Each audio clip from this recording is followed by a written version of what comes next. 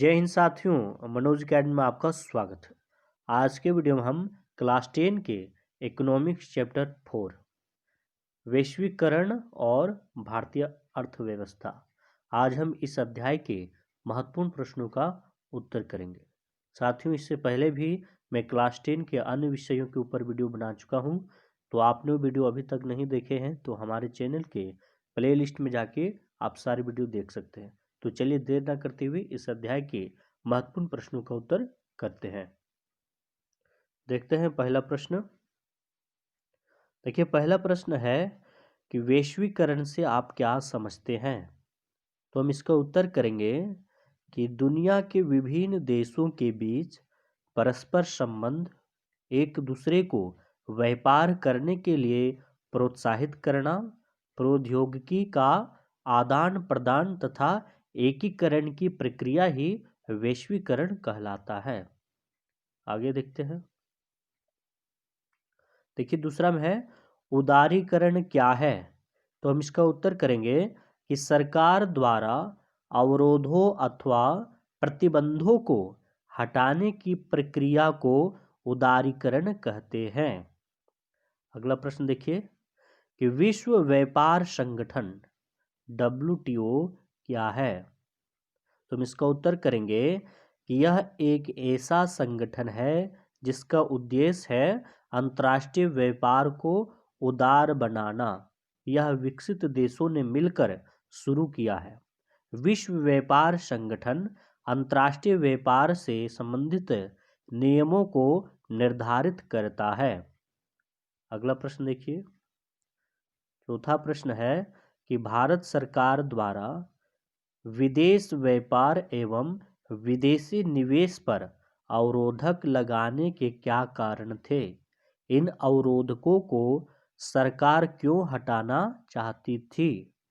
तो हम इसका उत्तर करेंगे। देखिए कि भारत सरकार द्वारा विदेश व्यापार एवं विदेशी निवेश पर अवरोधक लगाने के निम्नलिखित कारण थे। का में लिखेंगे कि विदेशी व्यापार में वृद्धि या कटौती करने के लिए।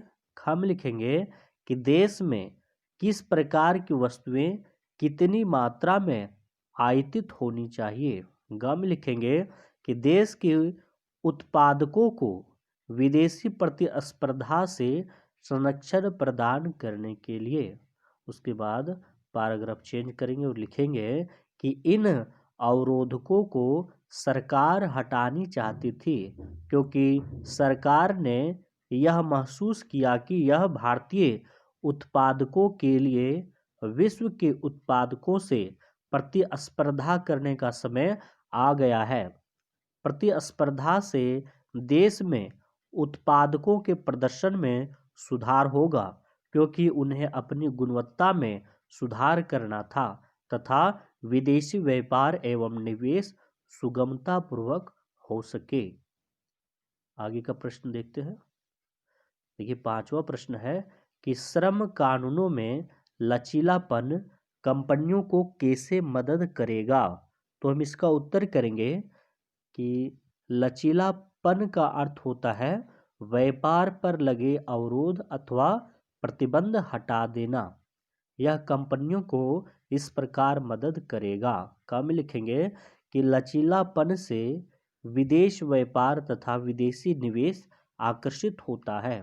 खा में लिखेंगे जब सरकार कंपनियों को अनेक नियमों से छुटकारा दे देगी तो नियमित आधार पर श्रमिकों को रोजगार देने के बजाय जब उस पर काम का दबाव अधिक होता है तो लोचदार ढंग से छोटी अवधि के लिए श्रमिकों को कार्य पर रखेगी। ग में लिखेंगे कि उत्पादित वस्तुओं का कीमत कम तथा गुणवत्ता प्रदान कर उपभोक्ता को आकर्षित करेगी। अब देखते हैं अगला प्रश्न कौन सा है। देखिए, छठा प्रश्न कि विकसित देश विकासशील देशों से उनके व्यापार और निवेश का उदारीकरण क्यों चाहते हैं। क्या आप मानते हैं कि विकासशील देशों को भी बदले में ऐसी मांग करनी चाहिए। तो हम इसका उत्तर करेंगे कि विकासशील देशों में विकसित देश बाजार का उदारीकरण चाहते हैं जिससे वे व्यवसाय बढ़ा सके। बदलते आर्थिक नीति के अनुसार विकासशील देश विकसित देशों के लिए एक अच्छा बाजार सिद्ध हो रहा है। विकासशील देश के बाजार विकसित देशों द्वारा बनाया गया माल आसानी से बेचा जा सकता है एवं अपने निवेश एवं व्यापार को बढ़ाया जा सकता है।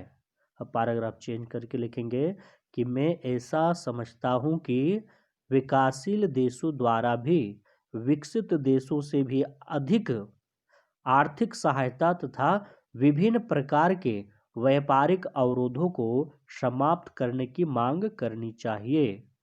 अब देखते हैं अगला प्रश्न कौन सा है। 7वां प्रश्न देखिए कि वैश्वीकरण का प्रभाव एक समान नहीं है, इस कथन को अपने शब्दों में व्याख्या करें। तो हम इसका उत्तर करेंगे कि वैश्वीकरण का प्रभाव सब जगह एक समान नहीं है। धनी लोग, शिक्षित लोग तथा कुछ जागरूक लोगों के द्वारा ही वैश्वीकरण का लाभ उठाया जा रहा है। वैश्वीकरण ने बड़ी संख्या में छोटे उत्पादकों तथा श्रमिकों और गरीब वर्गों के लिए लाभ नहीं दे पा रही है। वैश्वीकरण के कारण तकनीकी का प्रयोग ज़्यादा हो रहा है जिससे श्रमिक लोग बेरोजगार हो रहे हैं। गरीब लोग शिक्षा तथा धन के अभाव में वैश्वीकरण से फायदा नहीं ले पा रहे हैं। अगला का प्रश्न देखते हैं। अगला प्रश्न 8वां प्रश्न देखिए कि व्यापार और निवेश नीतियों का उदारीकरण वैश्वीकरण प्रक्रिया में कैसे सहायता पहुंचाती है। तो हम इसका उत्तर करेंगे कि सरकार द्वारा विदेशी व्यापार एवं निवेश में विभिन्न अवरोधों अथवा प्रतिरोधों को हटाने की प्रक्रिया को उदारीकरण कहा जाता है, जो निम्न प्रकार से वैश्वीकरण प्रक्रिया में सहायता पहुंचाता है।